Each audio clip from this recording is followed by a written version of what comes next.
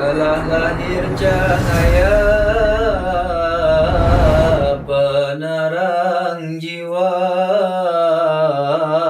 manusia mulia penyejuk jiwa.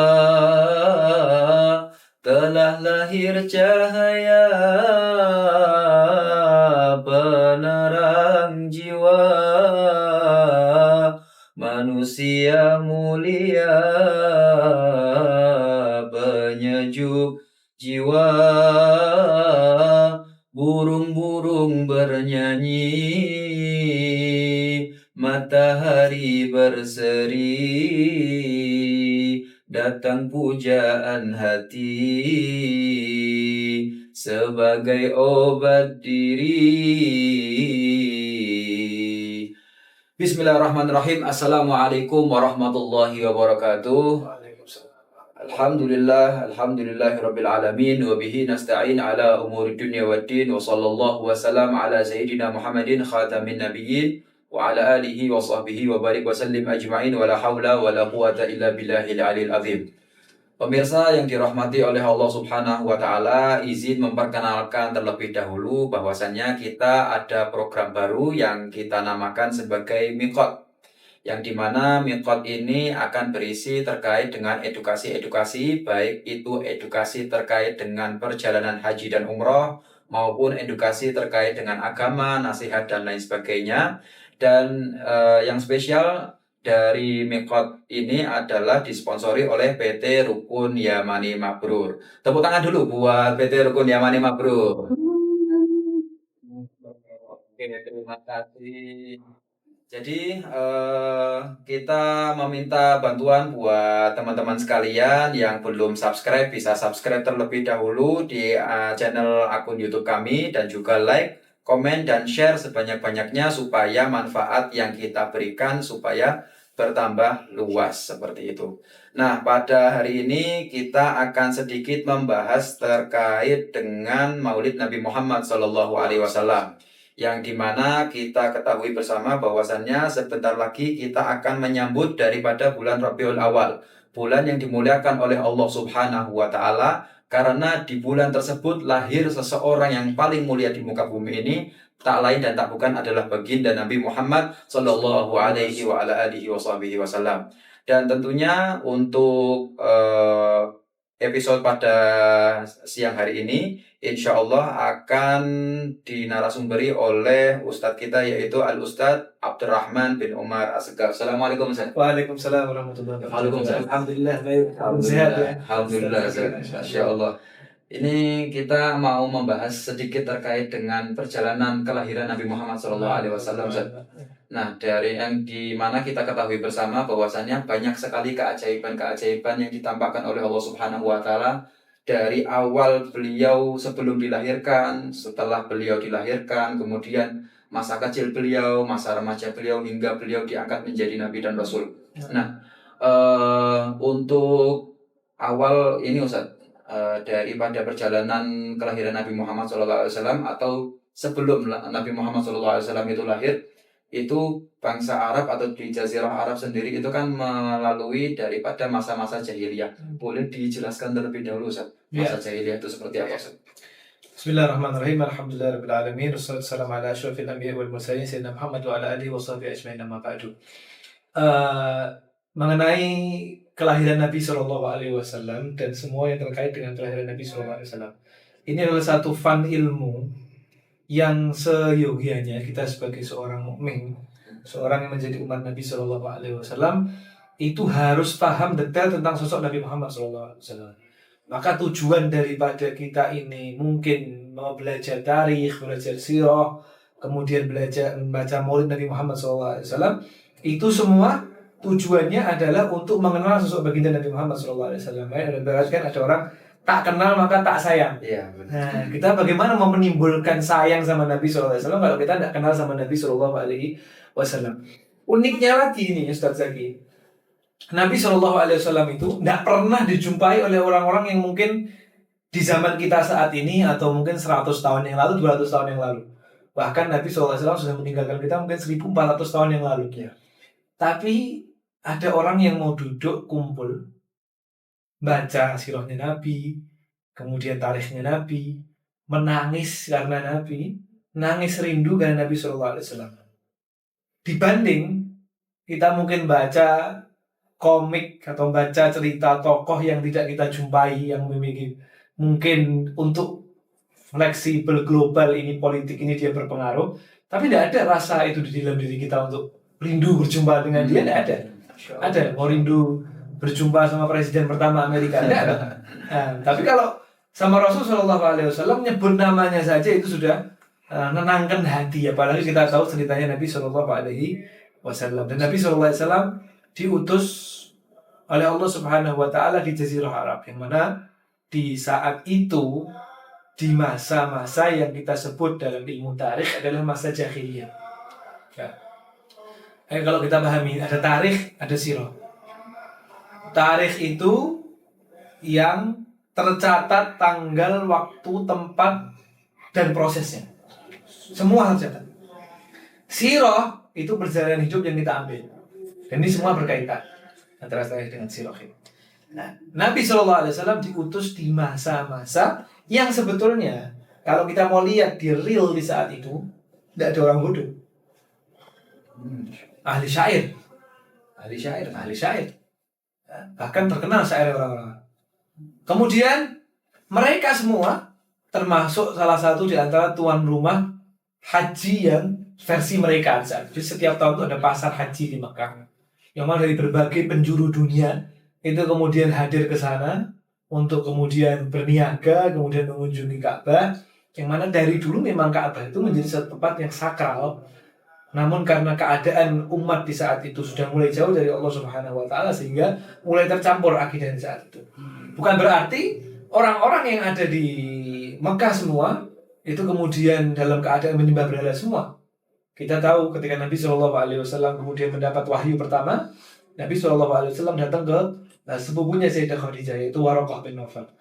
Kata Waraqah bin Nawfal, ini kalau saya hidup ketika engkau berdakwah, saya orang yang pertama kali akan membantu dakwahmu. Karena ini ada orang yang datang kepadamu, sesuai yang berang kepadamu adalah Namus, malaikat Jibril. Dia tahu ahli kitab. Kemudian ada Zaid, anaknya sahabat Nabi SAW, ayahnya sahabat Nabi, ayahnya itu anaknya dia adalah sahabat Nabi SAW, Sa'id bin Zaid. Dia sampai kemudian dia meninggal dunia, dia megang agama yang dibawa Nabi Allah Ibrahim alaihissalam, agama Islam. Agama yang tauhid, dan tidak tercampur dengan orang-orang yang saat itu kemudian menyembah berhala. Kenapa mereka disebut dengan jahiliyah? Kenapa mereka disebut sebagai jahil? Itu kan orang yang bodoh. Satu, orang jahiliyah itu coba secara logis, batu dibentuk, kemudian disembah, tidak bisa diajak berbicara, itu dikatakan bisa mendapatkan manfaat. Kan tidak logis secara itu. Maka disebut dengan jahiliyah. Kalau orang-orang di Romawi, mereka semua nyembah kepada Allah, walaupun Tuhan mereka sebut dengan 3. Nah, tapi punya agama yang berdalil menurut mereka. Nah, kalau orang-orang Yahudi, apalagi mereka punya Nabi Musa, mereka punya Nabi Isa, Nabi Israel. Kemudian mereka menyembah Allah juga di masa itu. Nah, ini ada orang yang menyembah batu yang tidak bisa memberikan manfaat wala madarat kepada mereka. Nah, maka Sayyidina Umar bin Khattab ketika beliau itu ingat-ingat masa beliau sebelum masuk ke Islam, kata Sayyidina Umar, saya dulu pernah buat satu Tuhan dari satu berhala dari roti. Dari roti kata Sayyidina Umar. Dari roti saya tumbuk-tumbuk, saya buat berhala, saya sembah. Tapi ketika pertengahan saya sembah, saya lapar. Makan Tuhan. Terus Tuhannya saya makan, dicuil. Nah, kan begitu seimannya dia tersadar, dirinya dia tidak bisa menyelamatkan dirinya dia, fisiknya dia ketika diambil atau diganggu oleh orang lain. Bagaimana bisa menyelamatkan orang yang dia sembah, yang menyembah dia? Kita bisa menyelamatkan diri kita sendiri karena kita punya aktif, punya gerak, punya aktif untuk menyelamatkan protektif diri kita sendiri. Tapi batu tidak bisa. Ada kemudian Tuhan didorong jatuh pecah, kan tidak logis. Betul. Nah, itu makanya orang Arab itu disebut dengan jahiliyah, walaupun di masa itu sebetulnya IQ mereka tidak jahiliyah. Itulah. Tapi mereka dari sini mereka ahli syair, bisa hidup di tengah padang pasir dengan air yang kurang dan bisa membentuk satu komunitas, satu kabilah dan lain sebagainya dan lain sebagainya. Itu mungkin penjelasan masa-masa jahiliyah. Untuk menyadarkan itu semua, maka Allah Subhanahu wa taala kemudian mengutus Nabi Shallallahu alaihi wasallam di kota Mekah. Yang mana secara historis, sebagaimana yang telah kita bahas di video-video yang pernah kita buat, bahwa Mekah ini adalah tempat yang diasaskan oleh Nabi Allah Ibrahim dengan Nabi Allah Ismail, yang mana mereka semua adalah datuk Nabi Shallallahu alaihi wasallam. Tujuan juga adalah Nabi SAW diutus ke Mekah adalah untuk membersihkan Baitullah dari hal-hal yang tidak pantas dalam mensucikan rumah Allah Subhanahu wa taala, untuk situ menyembah kepada Allah Subhanahu wa taala. Seperti itu, Ustaz Zaki. Berarti Nabi SAW itu diutus di Jazirah Arab itu untuk membersihkan itu semua. Betul sekali. Lalu untuk detik-detik daripada ataupun sebelum kelahiran Nabi Muhammad SAW, yang dimana kita ketahui bersama bahwasanya Nabi Muhammad SAW itu dilahirkan di tahun gajah. Di tahun gajah. Ada kejadian yang dimana Raja Abraha itu hendak menyerang kota Mekah, kemudian diabadikan di surat Al-Fil. Itu kejadiannya seperti apa? Nah, ini juga unik. Kenapa kok dinamakan tahun gajah? Nah, orang Arab itu punya kebiasaan mengaitkan satu peristiwa, kemudian peristiwa itu terjadi di saat apa. Peristiwa dalam satu tahun itu kemudian dikaitkan dengan peristiwa tersebut. Contoh, ketika Nabi SAW itu perang Khandaq. Kenapa dinamakan Khandaq? Karena menggali parit. Maka menggali parit, maka perang itu disebut dengan perang Khandaq. Kenapa dinamakan perang Badar? Karena tempatnya dekat dengan sumur Badar. Jadi ada peristiwa besar apa, kemudian dinisbatkan dengan peristiwa besar tersebut. Ketika Nabi SAW lahir, itu bertepatan dengan peristiwa Abraha menyerang kota Mekah dengan pasukan gajah. Makanya disebut dengan tahun gajah. Bulan lahir, misal anak lahir ketika tsunami di Jogja atau tsunami di mana? Di Aceh. Ya sudah, pasti ini lahirnya ketika tsunami Aceh, tahun tsunami Aceh. Ternisbat karena peristiwa besar yang terjadi di saat itu. Nah, itu namanya kenapa ya? Orang-orang Arab itu suka menisbatkan satu peristiwa, kemudian akhirnya ada apa yang terjadi di situ, kemudian dinisbatkan dengan peristiwa besar di saat itu. Tapi itu juga diabadikan oleh Allah Subhanahu wa taala dalam Al-Qur'an sebagai surat Al-Fil. Kenapa Abraha itu mau menyerang Ka'bah? Karena Abraha melihat mau menandingi pasar dagang yang dibentuk di kota Mekah. Pasar dagang yang setiap tahun mereka semua itu haji ke Baitullah, kemudian mengunjungi Ka'bah, berziarah kepada Ka'bah, kemudian ekonomi di Mekah naik dan lain sebagainya. Abraha bilang, perlu apa? Kemudian orang-orang ini datang ke tempat orang-orang kumuh di kota Mekah, tidak berpendidikan menurut dia. Kemudian Ka'bah dengan bangunan kota itu aja, tidak perlu kemudian orang-orang itu terlalu membuah-buahkan daerah tersebut. Sampai akhirnya Abraha kemudian membangun Ka'bah saingan di tempat beliau, bukan di tempat dia. Di tempat dia bangun Ka'bah saingan di Yaman, kan dia kerajaannya di Yaman. Dia buat megah luar biasa, bahkan dilapisi dengan emas dan lain sebagainya. Tapi tidak ada satupun orang mampir ke Ka'bah yang dibuat oleh Abraha tadi. Bahkan kafilah dagang yang berangkat ke Mekah melewati Ka'bah yang dibuat oleh Abraha, dibuat tempat kencing dan buang air. Jadi malah dihinakan. Semakin marah akhirnya Abraha itu. Kemudian, ini kalau kita mau menyayangi Ka'bah, mau menyayangi orang-orang Mekah, ya kita serang. Dengan apa? Ini kalau mereka mengatakan bahwa tempat itu dikultuskan, tempat suci menurut mereka, maka kalau kita pakai kuda tidak kuat untuk menghancurkan Ka'bah. Bawa gajah. Akhirnya pakai gajah. Dan tidak ada di alam semesta ini kemudian peperangan pakai gajah ini ya baru pertama kali Abraha ini. Kemudian orang lain baru mengikuti setelah itu. Dia bawa gajah, kemudian sampai dikatakan bahwa ketika pasukan Abraha itu belum sampai Mekah, mungkin berjarak 3-4 hari, dentumannya gajah itu sudah kedengaran. Saking luar biasanya pasukan yang dibawa oleh Abraha. Kemudian Allah Subhanahu wa taala memberikan pertolongan, singkat ceritanya. Ketika Abdul Muthalib kemudian berdiskusi dengan orang-orang Mekah, mereka dapat informasi kakek beliau Nabi Sallallahu Alaihi Wasallam Abdul Muthalib mendapatkan informasi bahwa Abraha akan menyerang Ka'bah. Kemudian Abdul Muthalib datang kepada Abraha sambil mengumumkan kepada masyarakat Mekah untuk naik ke gunung akan ada di kota Mekah akan diselamatkan. Ya, kalau mau nyerang pun juga tidak ada kekuatan. Nah, tapi tujuan Abdul Muthalib datang kepada Abraha untuk mengambil unta-untanya yang rampas oleh Abraha. Jadi Abraha itu juga merampas harta-hartanya orang-orang Mekah. Termasuk di antaranya adalah hartanya Abdul Muthalib. Ya, dia punya unta dirampas. Kemudian Abdul Muthalib ini berangkat berjumpa dengan Abraha. Datang ketika Abdul Muthalib ini datang, Abraha itu kayak orang ketakutan. Ya, delok wibawanya Abdul Muthalib. Kaget. Berdiri itu Abraha. Kemudian Abraha katakan bahwa saya tidak lihat orang punya wibawa sebagaimana wibawanya Abdul Muthalib. Ini pasti pemimpin daripada kota Mekah. Kemudian Abdul Muthalib datang, dia bilang saya mau minta unta saya. Loh, kamu ini gila apa katanya Abraha?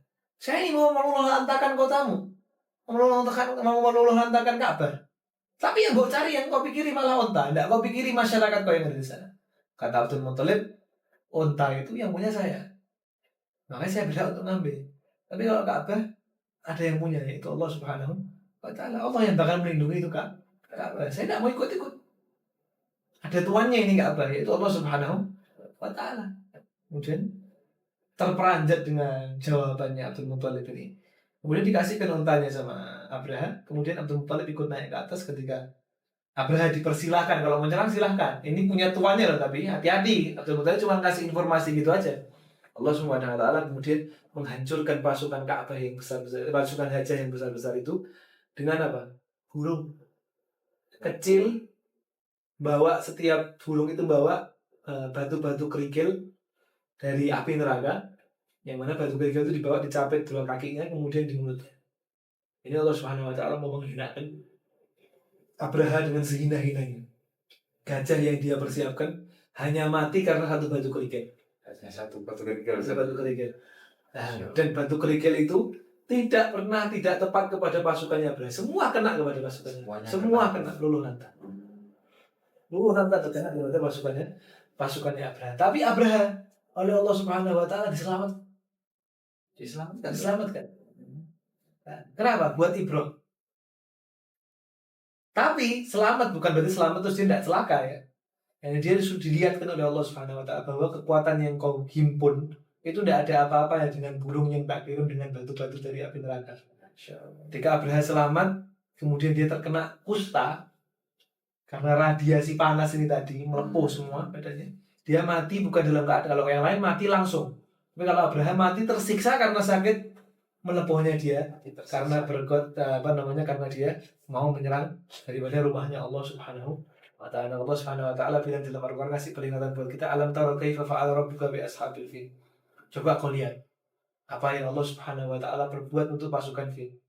Lam yaj'al kaidahum fi tadlil wa arsala alaihim tayran ababil. Allah Subhanahu wa Ta'ala jadikan dia yang merasa kuat tadlil hina. Wa arsala alaihim tayran ababil. Oleh Allah Subhanahu wa Ta'ala dikirimkan burung. Gajah lawan burung itu tidak masuk akal. Tak mihbi jawatin min sijil dilempar oleh Allah Subhanahu wa Ta'ala dengan batu-batu sijil dari api neraka. Aja'alahum ka'asfin ma'akul. Allah Subhanahu wa Ta'ala mau ngasih peringatan kepada kita sebesar apapun yang mau kita rencanakan, yang mau kita buat untuk meruntuhkan syiarnya Allah, menjatuhkan syiarnya Allah, Allah bisa menghinakan itu dengan satu hal yang remeh di mata.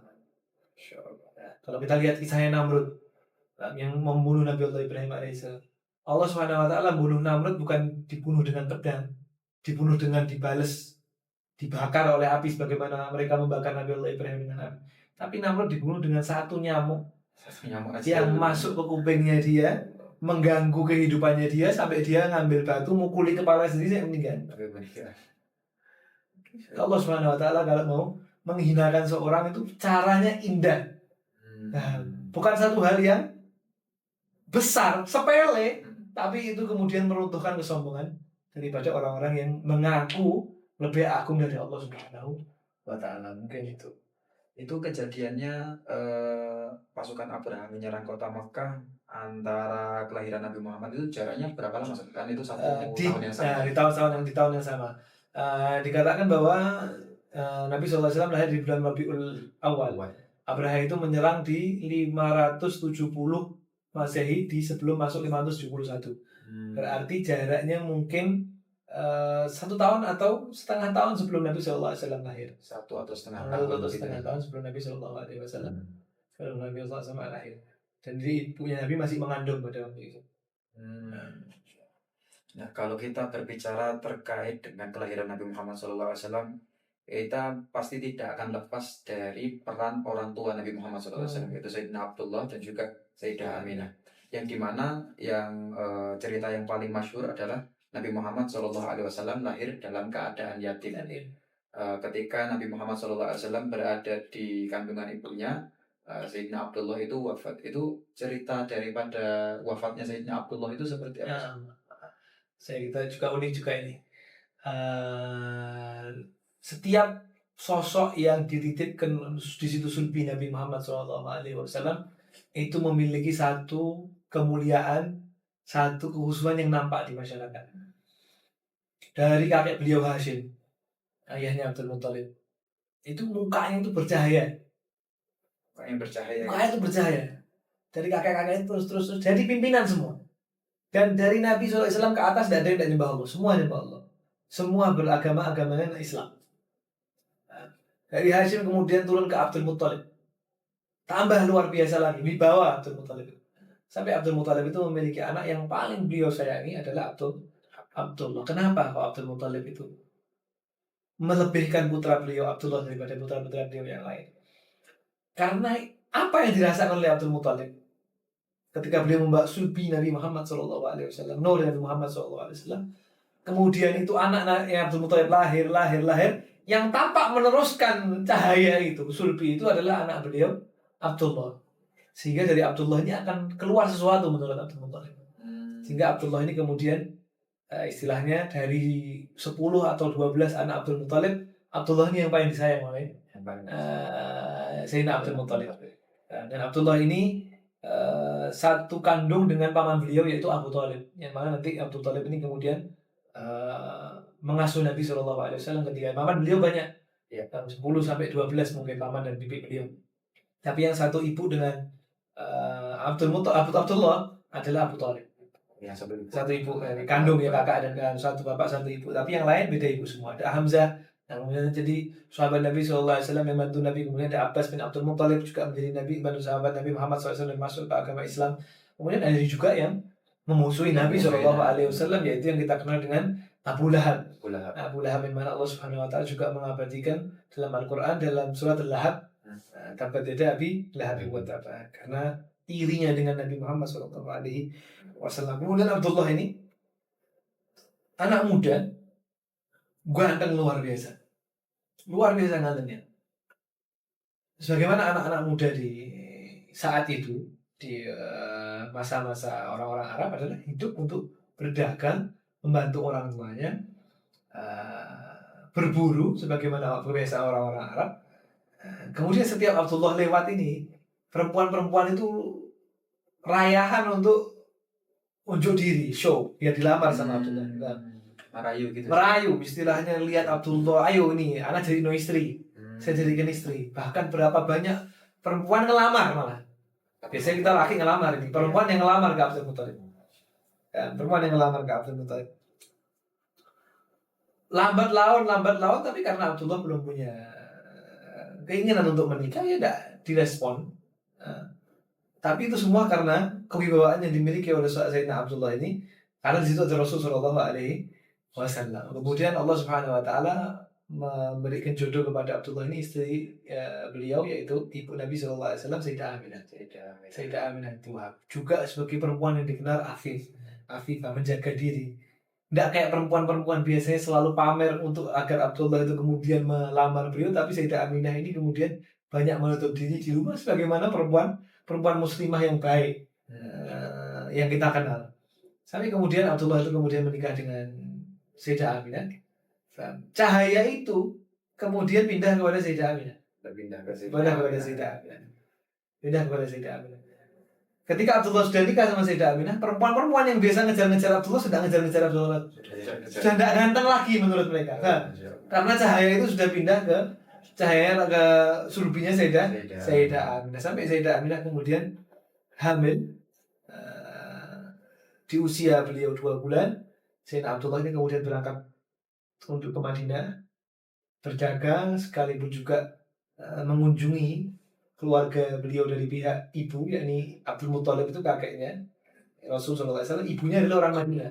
Oh, ibunya orang Madinah. Orang Madinah, sehingga di saat itu namanya Yastrib ya. Ya. Abdullah juga mau mengunjungi di situ, kemudian jatuh sakit, tidak lama meninggal dunia. Kalau sebagian riwayat mengatakan Abdullah itu meninggal dunia usianya 30 tahun. Ada yang bilang di bawah 30 tahun, ada yang bilang di atas 30 tahun, tapi tidak sampai kemudian di usia tua. Sampai kemudian dimakamkan di Madinah di tempat Nabi SAW. Seperti itu. Nah, berkenaan dengan apa yang Antum sampaikan barusan, saya fokus kepada tadi ayah daripada Nabi Muhammad SAW, kemudian kakeknya itu semuanya beragama Islam. Namun ada kauliat yang mengatakan bahwasannya ayah dan ibu Nabi ada di neraka. Itu gimana? Ya. Kita berpikir secara, kalau kita berbicara secara dalil akan panjang nanti. Akan kita buat sesi berikutnya. Tapi coba berpikir logis. Sosok Nabi Muhammad SAW dengan kemuliaan yang beliau miliki. Bahkan Nabi SAW itu sudah disebut oleh Allah Subhanahu Wa Taala sebelum diciptakan. Dari zaman Nabi Allah Ibrahim, kemudian Nabi Allah Idris, Nabi Allah Adam, Idris, Nuh, sampai kepada Nabi Allah Isa, semua bawa kabar tentang Rasul Shallallahu Alaihi Wasallam. Semua bawa berita tentang akan muncul Nabi akhir zaman yang bernama Ahmad, menjadi penutup para nabi dan memimpin semua para anbiya. Mungkinkah orang semulia itu lahir dari sulbi seorang yang tidak menyembah kepada Allah Subhanahu Wa Taala?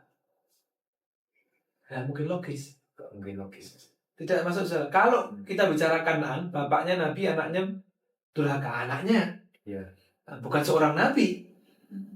Abdullah bukan seorang Nabi, akan melahirkan sosok Nabi. Tidak mungkin seorang Nabi dilahirkan dari orang tua yang kemudian kufur, yang tidak menyembah kepada Allah Subhanahu Wa Ta'ala. 1, 2. Dalam syariat Islam, pernikahan yang di luar agama Islam itu disebut dengan berzina.